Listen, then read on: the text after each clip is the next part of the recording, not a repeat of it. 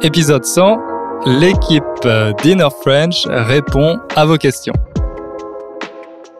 Salut à toutes et à tous, bienvenue. Je suis ravi de vous retrouver pour cet épisode spécial, le 100e épisode. Et aujourd'hui, encore une fois, je ne suis pas seul.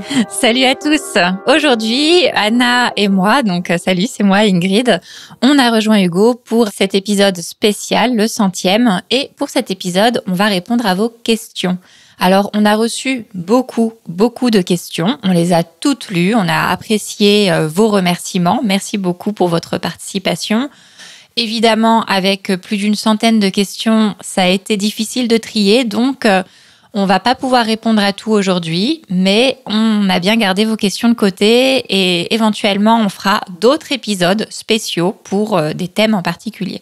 Alors, on a reçu pas mal de questions sur l'apprentissage du français, sur l'enseignement, sur les examens de français. Aussi, vous nous avez demandé comment mieux s'intégrer en France et vous nous avez demandé beaucoup de conseils de support. Donc, tout ça, on le garde de côté pour l'instant et on va faire de nouveaux épisodes. Donc voilà, ne vous inquiétez pas si votre question n'a pas été sélectionnée cette fois. Normalement, on essaiera d'y répondre plus tard dans d'autres épisodes spéciaux, comme l'a dit Anya. Alors, en guise d'introduction, j'aimerais qu'on commence par un enregistrement assez spécial qu'on a reçu il y a plusieurs semaines maintenant. Pour vous donner un peu le contexte, c'est un enregistrement qui nous a été envoyé par Miguel, qui est un musicien espagnol. Il vivait à Londres avec sa copine et pendant le confinement, ils ont déménagé à Genève. Donc à ce moment-là, Miggy a commencé à apprendre le français, sauf qu'en même temps, il devait aussi trouver du travail. Donc ce qu'il a commencé à faire, c'est qu'il faisait des livraisons de nourriture. Vous savez, quand on commande sur son téléphone pour se faire livrer à manger. Et en faisant ces livraisons, sur son vélo, il écoutait le podcast Inner French. Et voilà, il a fait une petite chanson pour nous remercier. C'est devenu l'hymne d'Inner French. Donc, je vous propose de l'écouter.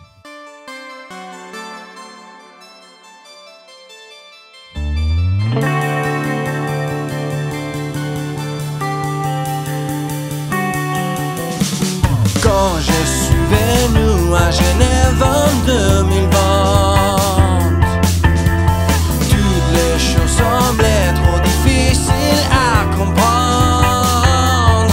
Avec toi, j'améliore ma compréhension. Je t'écoute en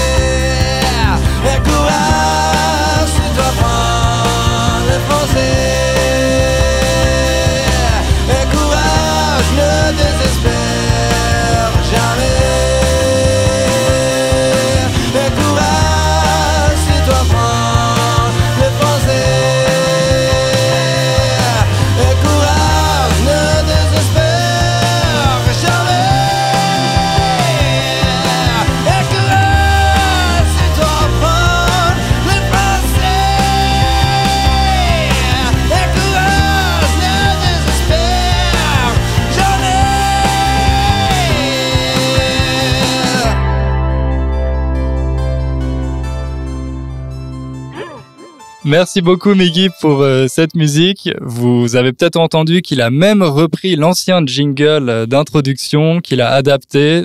C'est très impressionnant et vraiment ça nous a beaucoup touchés. Donc un grand merci pour cette chanson. On mettra le lien dans la description si certains d'entre vous veulent l'écouter. Elle est sur le SoundCloud de Miggy. Donc voilà, je pense que c'est une bonne façon de commencer cet épisode. Et maintenant, on va passer aux questions qui concernent plutôt l'organisation de notre équipe. Bonjour, je suis Julia, j'ai 18 ans et je voulais remercier toi, Hugo, et toute l'équipe d'Inner French pour le travail que vous faites au quotidien. Donc, pour le 100e épisode, j'avais une petite curiosité. Donc, je voulais savoir un petit peu plus, savoir un regard sur les coulisses de la production d'un épisode du podcast. Par exemple, en fonction de quoi vous choisissez les sujets ou comment est-ce que vous repérez les sources d'informations et il faut combien de temps pour produire un épisode et comment ça se passe le travail d'équipe maintenant que vous êtes un 3.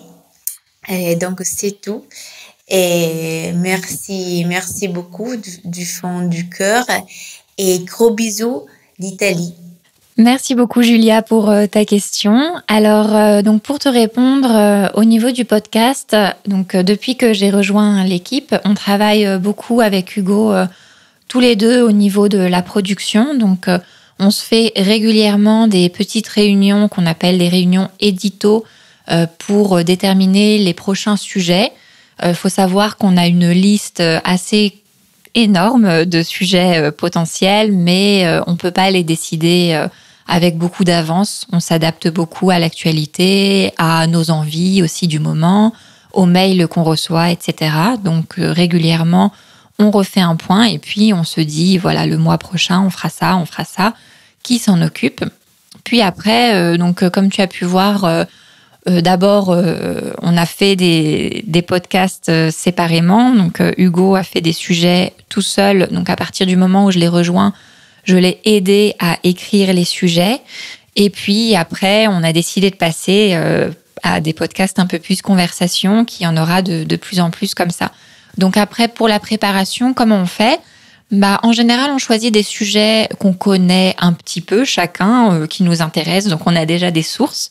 Et puis après, on multiplie nos sources. Grâce à la magie d'Internet, on peut trouver beaucoup d'informations. Donc chacun, on a un petit peu nos sites préférés. Donc les sites d'information, Le Monde, Slate. Voilà, peut-être que Hugo... de toute façon, vous voyez dans les sources qu'on met sur la page de chaque épisode, vous voyez un peu quel type de lecture on a. Ça peut être aussi des vidéos. Puis après, on écrit. Alors, quand c'est une conversation, on n'écrit pas tout. On n'écrit pas tout, on se met une petite trame et puis on se laisse un peu guider. Et voilà, ça c'est pour la partie préparation. Ça ressemble beaucoup. Moi, peut-être comme vous le savez, je suis journaliste à la base, donc ça ressemble à un travail type pour écrire un article, pour préparer un programme. Et en fait, le travail de journaliste ressemble aussi beaucoup dans la préparation à un travail universitaire, avec en plus parfois des interviews, des conversations avec des personnes pour nous indiquer un petit peu quelle est la vérité ou quelles sont les informations les plus importantes. Mais voilà. Puis ensuite, une fois qu'on a enregistré, donc on se fait une petite réunion à distance, on enregistre et puis on fait passer l'enregistrement à notre ingénieur du son, Chris. Salut Chris. Salut.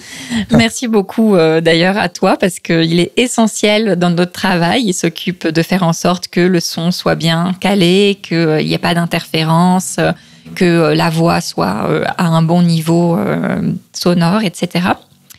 Et voilà. Ensuite, peut-être que je vais laisser Anna pour nous parler de ce qui est transcription et puis les derniers éléments avant de publier. Oui, quand la plus grosse partie du travail est faite, c'est moi qui entre en scène. Donc, moi, je m'occupe de la transcription. Je corrige ce qui doit être corrigé. Je fais le dernier check, on peut dire. Et c'est moi aussi qui ajoute des transcriptions en anglais du vocabulaire qui pourrait vous poser un peu de problème, qui est un peu spécifique. Et comme ça, on peut dire à vrai dire que c'est toute l'équipe Inner French qui crée un seul épisode du podcast. Et pour le temps que ça prend, je dirais que ça dépend vraiment des sujets. Avec Hugo, on s'est rendu compte que ça va quand même assez plus rapidement quand on est deux et qu'on fait une conversation. Parce que écrire le script en avance, ça peut prendre du temps, surtout quand on est perfectionniste, n'est-ce pas Hugo ? Oui. Et donc, ça peut être une semaine, 2 semaines, voire 1 mois quand on commence vraiment à s'arracher les cheveux sur ce qu'on veut faire exactement. Après, quand on dit 1 semaine, 2 semaines ou 1 mois, c'est pas du 24-24. Donc moi, en général, ce que je fais, c'est que j'essaie de diviser ma journée en 2. Le matin, je fais plutôt les choses créatives, notamment l'écriture de script ou la préparation de sujets. Et l'après-midi, c'est plutôt donc le travail en équipe, les tâches plus administratives. C'est difficile, même je pense pour les journalistes, c'est difficile d'écrire toute la journée ou d'écrire sur un sujet pendant plus de 4 heures d'affilée. Donc c'est pour ça que ça prend du temps, parce que chaque jour, on a aussi une quantité d'énergie limitée en ce qui concerne les tâches créatives, par exemple. Effectivement. Donc c'est un petit peu par-ci par-là quand le cerveau est disponible pour ça. Ok. Ensuite, on avait une question de Jessie. Salut Hugo, Anna et Ingrid. Tout d'abord, grande félicitations pour le 100e. Je m'appelle Jessie et j'habite aux États-Unis. J'écoute le podcast d'Inner French depuis 2 ans maintenant. Merci énormément pour tout ce que vous faites. Ma question pour vous aujourd'hui, c'est que, à votre avis, quelle est la chose la plus essentielle pour un podcast réussi et durable? Merci et j'ai hâte d'écouter votre réponse. Alors, merci Jessie pour cette question. C'est assez difficile d'y répondre parce qu'en général, on a ce qu'on appelle le biais du survivant. Ce biais, c'est un biais cognitif qui fait que quand on a réussi quelque chose, on a l'impression d'avoir trouvé une recette magique. Mais en fait, on ne se rend pas compte que ce qui a marché pour nous ne marche pas forcément pour les autres. Et le podcast Inner French marche plutôt bien. Moi, j'ai l'impression que c'est parce qu'il répond vraiment à un besoin. Ce besoin, comme vous le savez, c'était d'avoir des podcasts qui traitent de sujets intéressants avec un niveau accessible aux apprenants intermédiaires. Il y avait vraiment une demande pour ça. Moi, je m'en suis rendu compte parce qu'en tant que prof, je voyais que mes élèves en avaient besoin et je ne trouvais pas de podcast qui soit vraiment adapté. Donc ça, je pense que c'est le premier ingrédient. Faire un podcast sur un sujet qui nous intéresse, c'est bien, mais il faut aussi que ce podcast réponde ou s'adresse à une audience en particulier. Donc, essayer de trouver son audience ou sa niche. Et puis ensuite, pour qu'il soit durable, là, effectivement, il faut plutôt... ça dépend de vos préférences personnelles, en fait. Moi, par exemple, je pourrais pas faire un podcast durable sur, je sais pas, l'ingénierie, parce que je suis pas ingénieur et c'est pas des sujets qui m'intéressent particulièrement. Donc voilà, c'est bien de trouver un sujet qui vous plaise, que vous avez envie d'approfondir. Donc voilà, ça c'est ce qui va faire sa durabilité, on peut dire. Et ensuite d'avoir une équipe, moi je vois que ça m'a vraiment redonné envie de continuer les épisodes du podcast depuis qu'on fait ça à plusieurs, parce que c'est plus marrant, ça permet de changer de format, de diversifier, etc. Donc c'est un peu les conseils que je pourrais donner. Et on avait une autre question d'Hassan, un peu qui est liée en fait à ce sujet. Il nous demandait quelle est la bonne méthode pour atteindre beaucoup de spectateurs selon vous, créer un podcast ou bien faire une vidéo. Alors, ce qui est bien avec les vidéos, et je pense que quand il dit vidéo, il pense plutôt aux vidéos YouTube, c'est qu'avec YouTube, il y a un algorithme qui peut recommander ces vidéos à une nouvelle audience. Donc les vidéos, c'est très bien pour toucher de nouveaux spectateurs, mais ensuite le podcast, c'est un bon format pour fidéliser, on peut dire, son audience, parce que c'est un format qui est beaucoup plus intimiste. On passe plus de temps aussi à écouter les podcasts, parce que comme vous le savez très bien, on peut le faire tout en faisant des tâches ménagères, en faisant du sport, etc. Donc ça permet de passer plus de temps avec la personne et il y a moins de distractions que quand on est sur YouTube où il y a en permanence des dizaines de vidéos qui nous sont recommandées. Donc voilà, c'est plus difficile de rester concentré sur une chose. Donc si l'objectif c'est de toucher une nouvelle audience, les vidéos c'est mieux, mais ensuite le podcast c'est très bien pour fidéliser cette audience. Alors la question suivante, c'est de la part de Bora. Elle nous pose la question, quelle est votre langue de travail et comment est-ce que vous vous organisez pour travailler ensemble? Alors nous, notre langue de communication, c'est le français. Rien de surprenant ici. Mais peut-être que je devrais motiver Hugo un peu plus pour parler polonais. On verra. Moi, s'il vous plaît. On verra. Et comment on s'organise pour travailler ensemble? Alors, chaque lundi, on organise une réunion d'équipe pour s'organiser des tâches, pour diviser les tâches entre toute l'équipe, parce que on essaye à chaque fois de faire en sorte que chaque personne ne soit pas débordée de travail, mais qu'on partage des tâches de façon juste, de manière juste. Donc on fait ça lundi. C'est une réunion qui dure environ, je sais pas, 1 heure, un peu moins. Donc on fait tout le planning, on décide qu'est-ce qu'on doit faire et quel jour. Et après, on utilise aussi plusieurs outils. Notre outil le plus important de communication, c'est notre chat, sur lequel on a plusieurs chaînes thématiques. Et si on a quelque chose à communiquer, on s'écrit sur ce chat-là. Puis on a beaucoup de documents qu'on partage ensemble, parce que même si une personne travaille sur une tâche concrète, puis il y a aussi d'autres qui ajoutent ses idées ou on fait un résumé tout ensemble après. Donc c'est vraiment, j'ai l'impression que c'est vraiment un travail collectif entre nous, et ça c'est super. Et bien sûr aussi chacun a ses propres tâches dont il est responsable. Et en général, cette organisation c'est encore du work in progress comme on dit. Donc voilà, on apprend au fur et à mesure, parce que moi, j'ai jamais eu d'équipe avant. On travaille tous à distance, qui est quelque chose d'assez nouveau aussi. Donc voilà, pour le moment, on essaye d'apprendre tous ensemble, de partager ce qui marche pas. Et moi, je le vois vraiment comme quelque chose de collaboratif. Mais j'espère que vous aussi. Oui, bien sûr. T'inquiète pas. Oui, tout à fait. Ensuite, on avait une question de Judith, qui, toujours à propos du podcast, qui nous demande si on surveille les épisodes en termes du nombre d'auditeurs. Est-ce qu'il y a des épisodes qui marchent mieux que d'autres? Et si oui, lequel a été le plus populaire jusqu'à présent?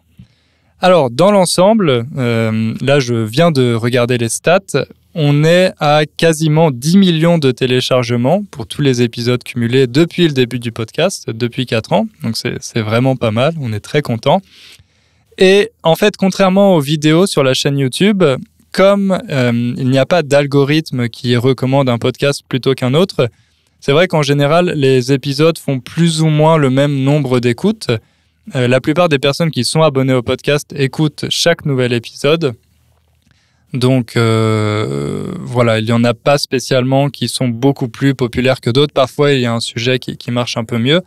Mais quand on regarde les stats, l'épisode le plus populaire, c'est tout simplement le premier, le plus ancien, parce qu'il y a beaucoup de personnes qui logiquement commencent par celui-là.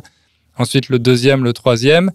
Et dans les épisodes plus récents, celui sur l'humour français a bien fonctionné. Pourquoi l'humour français s'exporte-t-il mal ? Et également l'épisode sur les anti-vaccins en France. Donc, ouais, on en parlait avec Ingrid. Et c'est vrai qu'on est plutôt content parce que même les sujets polémiques, finalement, fonctionnent assez bien.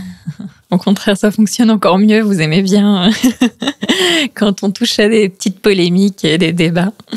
Vous aimez bien la polémique. Et nous aussi. Donc, voilà, ça tombe bien.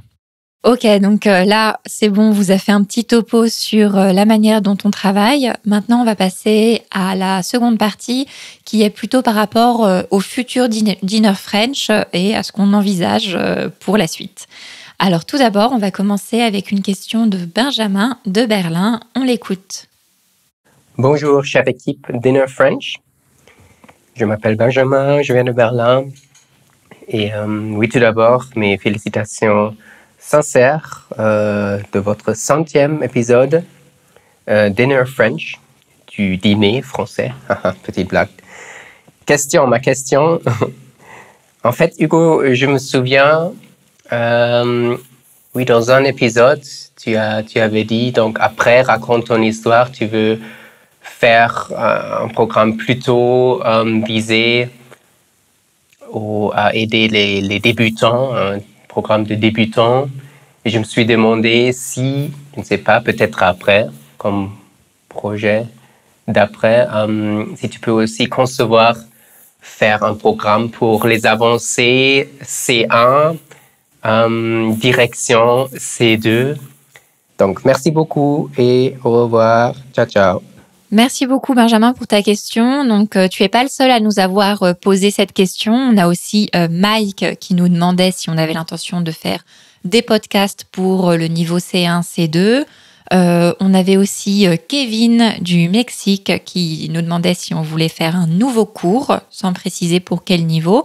Et puis Stéphanie qui vient des États-Unis qui nous posait une question un peu similaire par rapport au podcast. Donc voilà, vous êtes 4 à nous avoir demandé un peu si on allait faire soit des nouveaux podcasts, soit des nouveaux cours pour des autres niveaux. Alors Hugo, est-ce que tu pourrais nous répondre sur ça ?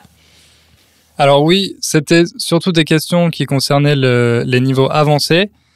Et on en a pas mal parlé entre nous, mais c'est vrai que c'est difficile en fait de créer un cours pour les niveaux C1, C2, parce qu'à ces niveaux-là, vous êtes déjà capable de comprendre les contenus pour les natifs. Donc, créer davantage de leçons vidéo ou même des conversations, ce serait pas forcément très utile. Et ça serait, au niveau de la qualité, ça serait jamais aussi bien que de regarder un film ou une série ou même des vidéos de youtubeurs qui s'adressent aux natifs. Et en général, à ces niveaux-là, il faut vraiment travailler de manière individuelle. C'est pour ça que même dans les instituts français, les alliances françaises, il y a rarement des cours généraux pour les niveaux C1, C2. En fait, il y a plutôt soit des cours de conversation, soit on vous propose des cours individuels directement avec un professeur. Parce qu'à ces niveaux-là, chacun fait un peu ses propres petites erreurs sur des petits détails. Donc faire un cours général juste pour préciser quelques détails techniques sur la grammaire, qui vont pas concerner certains et puis que d'autres ne vont pas forcément comprendre, ça n'a pas trop de sens en fait. Pour le moment, on n'a pas trouvé de bonne formule, je pense, pour les niveaux C1, C2. Mais Ingrid, il me semble que tu avais peut-être une idée. Oui, moi je pensais que peut-être ce qui vous manquait, c'était avoir du vocabulaire très spécifique sur des sujets que vous n'avez jamais partagés, vous n'avez jamais entendus.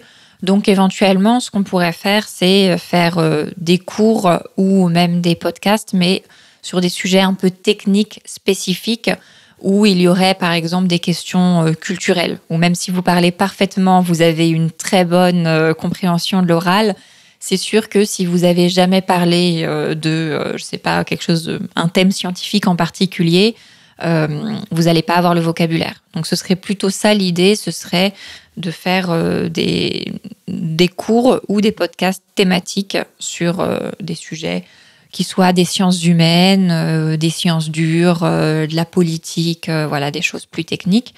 Après, c'est un petit peu ce qu'on fait. Donc naturellement, nos podcasts vont aller vers des choses plus avancées.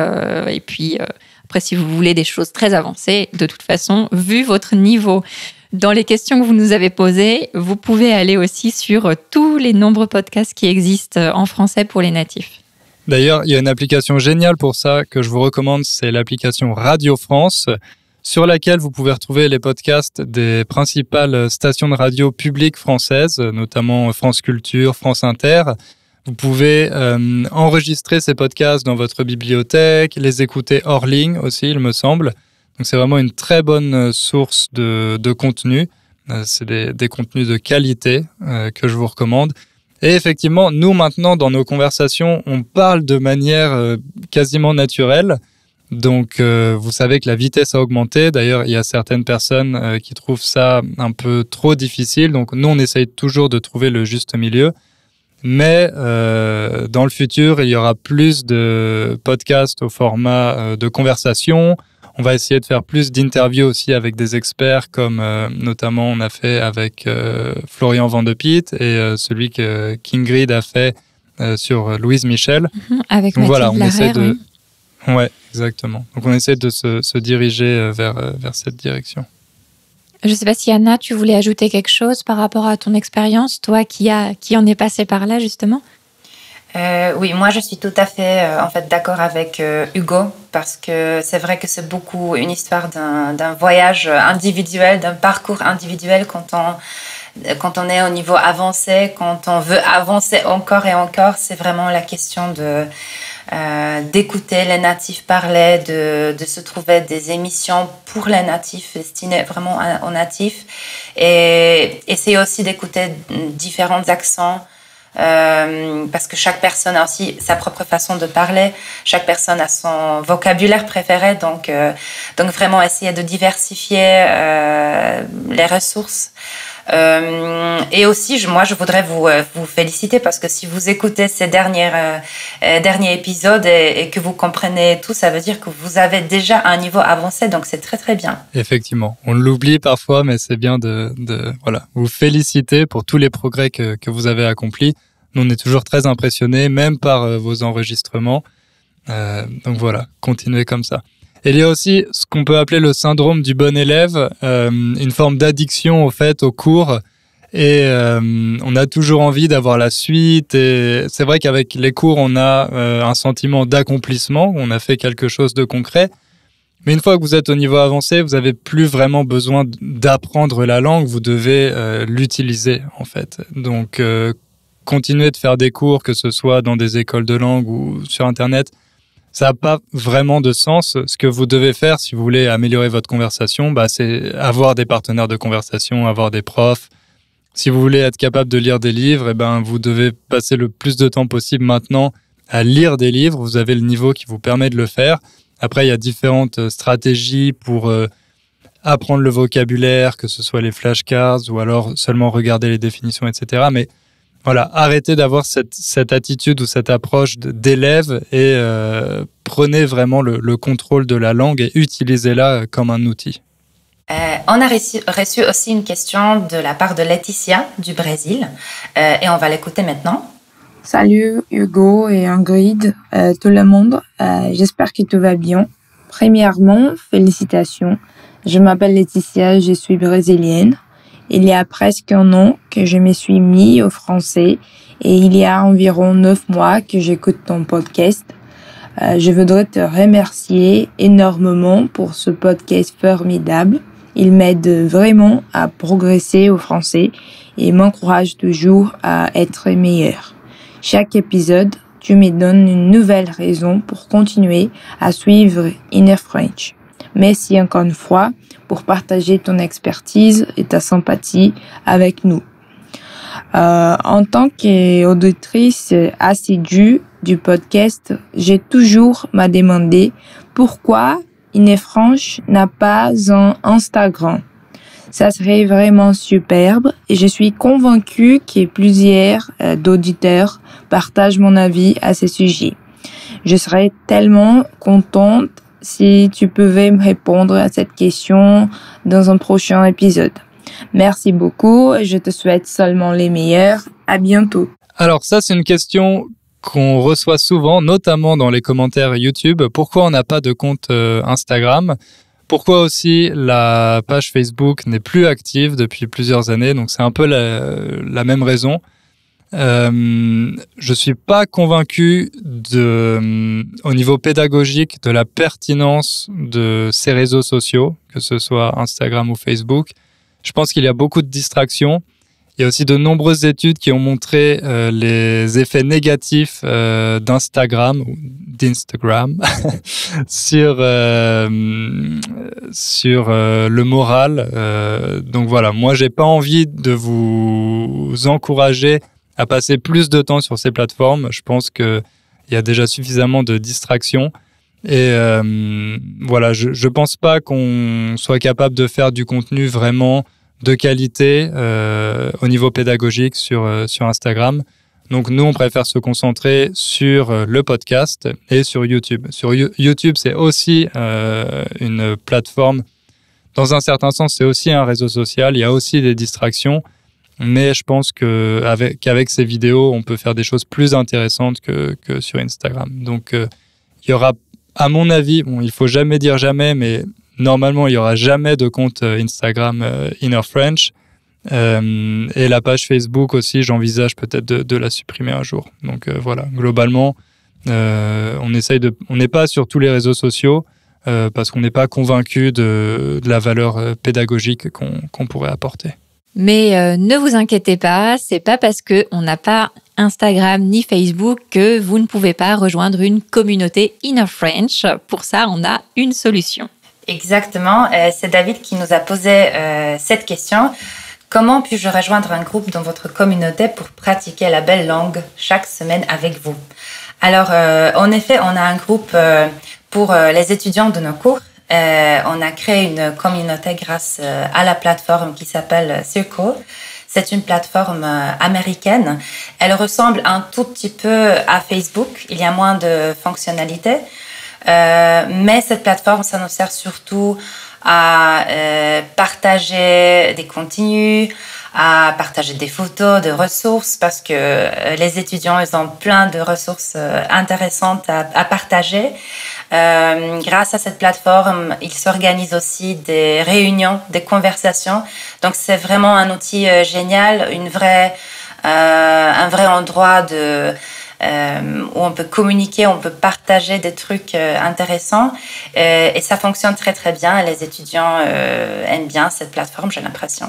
Ce qui me fait penser qu'on a aussi une question de Tali, donc, qui nous dit « Je veux suivre le cours Raconte ton histoire, mais je voudrais vous demander s'il y a aussi l'occasion de parler avec des autres pendant le cours. » Alors oui, Tali, et d'ailleurs c'est aussi le cas pour les 2 cours sur la plateforme dont Anna vous parlait, les étudiants ont l'occasion de se mettre d'accord pour faire des réunions en visio. Donc, je sais qu'ils le font beaucoup.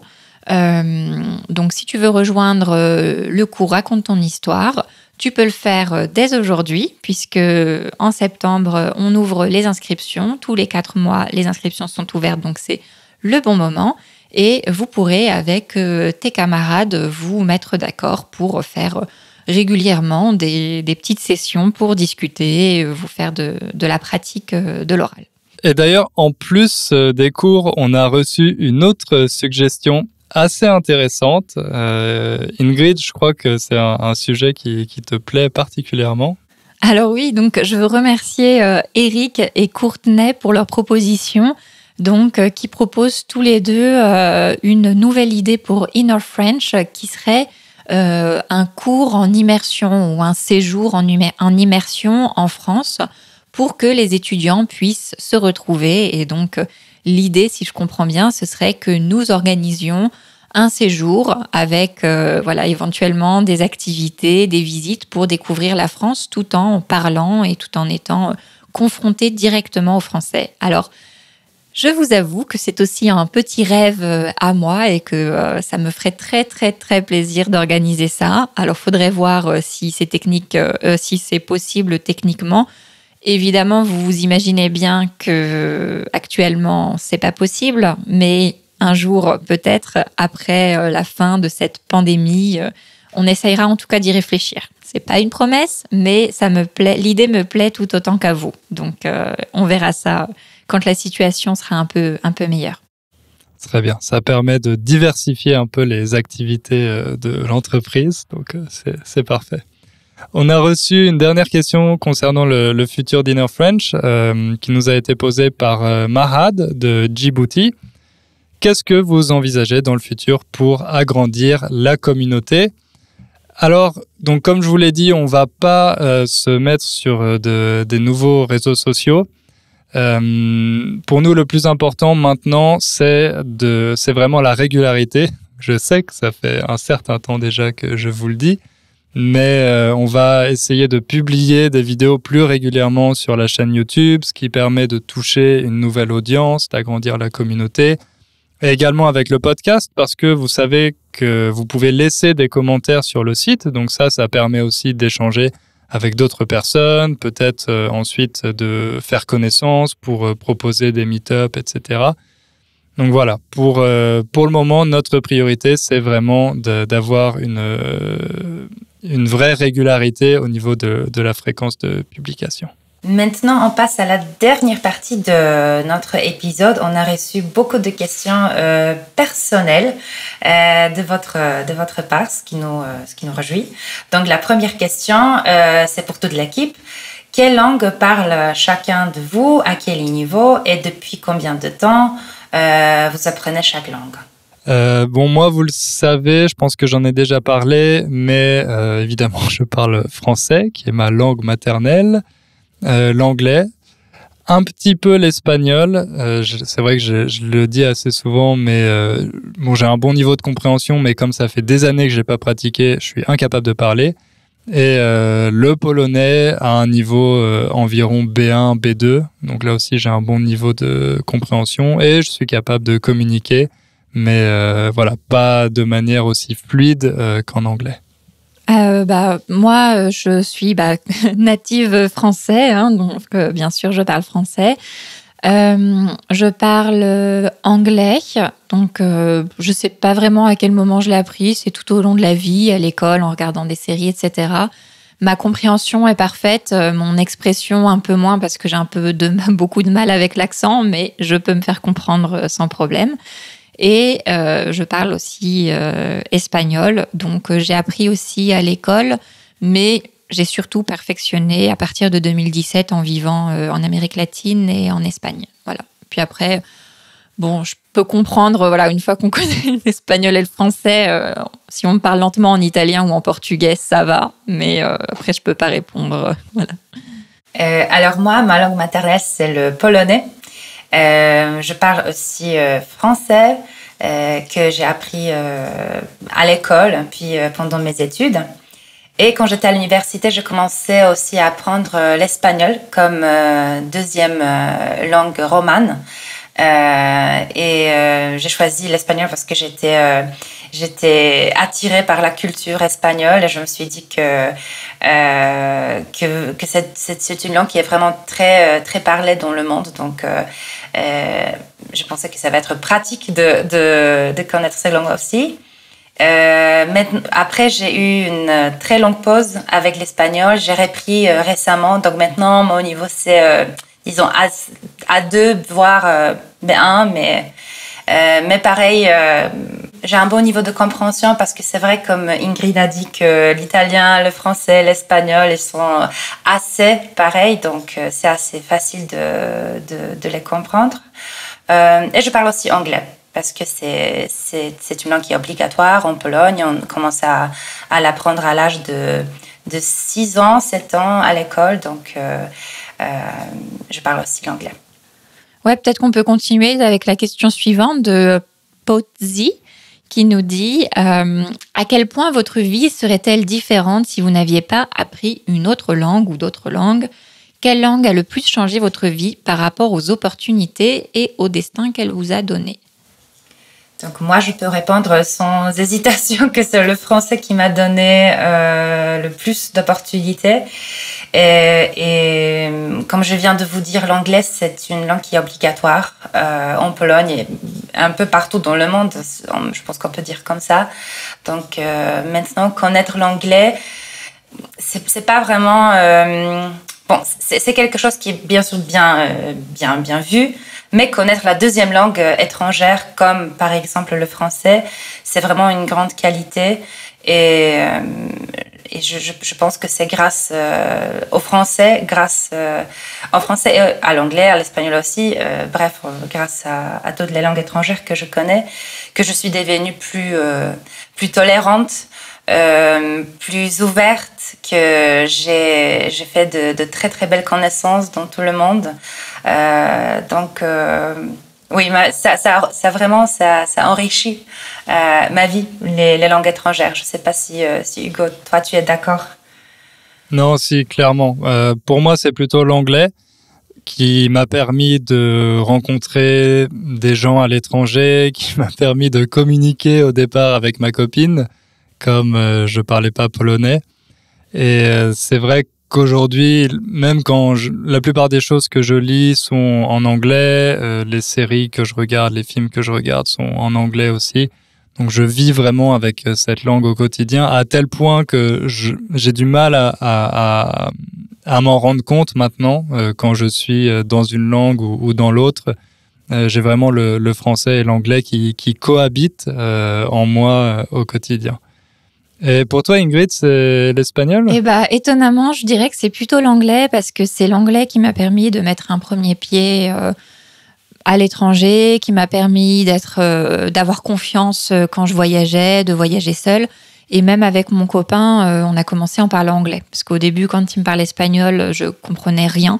Donc voilà, c'est grâce à l'anglais que j'ai pu ensuite perfectionner mon espagnol, que j'ai pu m'ouvrir à d'autres cultures, que j'ai pu aussi faire le travail que j'ai fait puisque l'anglais était absolument nécessaire. Donc voilà, l'anglais, ça reste quand même la base. On avait pas mal d'autres questions aussi à propos de la langue, à propos de nos expériences d'expatriés à Ingrid et moi. Et on s'est dit que ça serait intéressant d'y consacrer un épisode en particulier. Donc voilà, c'est ce qu'on va faire. On va pas y répondre aujourd'hui, sinon l'épisode va durer 3 heures. Pour continuer, on a reçu une question audio de Noah. Bonjour à tous. J'ai une question pour Hugo. Je sais, grâce à ton course, raconte ton histoire, que tu étais un DJ. Donc, mon question, c'est est-ce qu'il y a des chansons disponibles sur l'Internet que je peux écouter? Alors oui, je pense que vous pouvez encore trouver certaines mixtapes que j'avais enregistrées à l'époque avec mon collègue. Notre nom de scène, c'était Nord attaché, donc Nord. Je pense que si vous allez sur SoundCloud, vous pourrez trouver ces mixtapes. Et en général, ces mixtapes avaient un nom de fille parce que voilà, on était très très cool à l'époque. Donc on donnait des noms de filles à nos mixtapes. Je me souviens plus exactement lesquels on choisissait, mais voilà, je pense que si vous allez sur SoundCloud, vous pourrez trouver des archives de mon ancienne vie de DJ. Merci. On va aller voir ça avec Anna aussi. Oui, tout de suite. Ensuite, on avait une question de Lorna qui nous demandait comment on allait fêter cet événement merveilleux et qui nous souhaite un bel avenir avec tout ce qu'on fait chez Inner French. Donc, je vous l'annonce, Anna et Ingrid, on va essayer de se faire une semaine ensemble quelque part pour faire un mélange de travail, de vacances, de team building, etc. Je sais pas encore où, je sais pas encore quand, mais ça fait partie des projets. C'est vrai que là, on est tous dans une ville différente. C'est un peu difficile de se retrouver, surtout avec le contexte actuel. Mais je pense que voilà, ça serait une bonne idée de pouvoir travailler tous ensemble pendant une petite semaine. Parfait. Ça y est, c'est enregistré. Trop bien. C'est officiel maintenant. On pourrait te le ressortir. Très bien. Ensuite, une question de Natalia qui voudrait savoir quels sont nos livres préférés. Alors ça, c'est une question vraiment très difficile de choisir seulement quelques titres. Je vous ai déjà recommandé quelques de mes auteurs préférés dans l'un des épisodes du podcast. Et aussi avec Hugo, on a un petit projet de créer un podcast qui sera un club de lecture où peut-être qu'on vous parlerait des titres qu'on vous donnerait des propositions de titres de livres pour les niveaux intermédiaires, avancés, des livres qu'on aime bien, des livres qui nous ont marqués. Donc, soyez patients et on partage avec vous les titres de nos livres préférés bientôt. Ensuite, on a une question pour Hugo de Victor. Donc, Hugo, est-ce que tu es encore vegan ? Alors oui, toujours vegan, ça n'a pas changé et je compte bien le rester. Alors, David a aussi une question à toi, Hugo. Est-ce que tu as une habitude que tu fais presque chaque jour ? Alors, j'essaye de me laver les dents tous les jours. Voilà, c'est une de mes habitudes que j'ai depuis pas longtemps. Hein. C'est assez génial, Hugo. C'est assez récent. La réputation des Français. Je suis encore en train d'essayer de construire cette habitude. Hein. J'y arrive pas tous les jours, mais voilà, c'est une des habitudes que j'aimerais bien adopter cette année. Et pour finir, on avait une question aussi qui nous a bien plu, une question de Louisa. Qu'est-ce que vous avez sur vos listes de choses à faire, donc les fameuses bucket lists, les choses qu'on aimerait bien faire avant de mourir? Alors les filles, est-ce que vous avez quelque chose en particulier? Personnellement, j'en ai plein. J'adore les listes. Hein. Il faut savoir que je fais une liste des choses à faire ou que je voudrais faire chaque année, chaque anniversaire, chaque dizaine. Bon. Mais si je devais en choisir qu'une seule, vraiment, un gros truc, ce serait écrire un roman. Pas forcément publié, mais réussir à écrire une histoire fictionnelle qui soit longue. Voilà, c'est le gros objectif bucket list. Voilà. Après, je pense qu'on pourra faire un épisode complet pour parler de tous les voyages et les aventures et les choses personnelles. Anna, toi, ce serait quoi si tu devais en choisir qu'un? Après ta chose, la mienne me semble beaucoup plus simple à réaliser, donc c'est bien, c'est très bien, merci. Je suis motivée maintenant. Moi, j'aimerais bien faire un cours de plongée. Et c'est quelque chose que je veux faire depuis des années. Et oui, j'espère faire ça cette année ou l'année prochaine, au plus tard. Cool, on suivra ça aussi. C'est bien parce que là aussi maintenant c'est enregistré, donc les auditeurs vont pouvoir vous le rappeler régulièrement. Et je pense qu'ils vont attendre ton roman, Ingrid. Ah oui, c'est dans 50 ans peut-être, hein, j'ai pas dit de date pour le coup. Il faudra être patient. Et toi, Hugo? Moi c'est plutôt lié à l'apprentissage toujours. Donc je l'ai dit plusieurs fois, mais j'aimerais bien apprendre le japonais. Si j'étais capable, ne serait-ce que comprendre le japonais avant de mourir, je serais vraiment super content. Et avec le piano, j'aimerais bien être capable de jouer un morceau de Chopin, n'importe lequel, vraiment. Mais voilà, si j'arrive un jour à jouer un morceau de Chopin de manière à peu près correcte, je serai très satisfait et très content. Ok, on suivra ça aussi. Merci beaucoup pour toutes vos questions. Ça nous a fait beaucoup plaisir d'y répondre. Si votre question n'a pas été sélectionnée, peut-être qu'elle fera l'objet d'un futur épisode. Vous nous avez donné plein d'idées, donc merci pour ça aussi. Comme d'habitude, la transcription sera disponible sur la page de l'épisode. N'hésitez pas à commenter, nous envoyer un mail. On est toujours content d'avoir votre avis sur les épisodes. À très bientôt. Merci, à bientôt. Merci, ciao.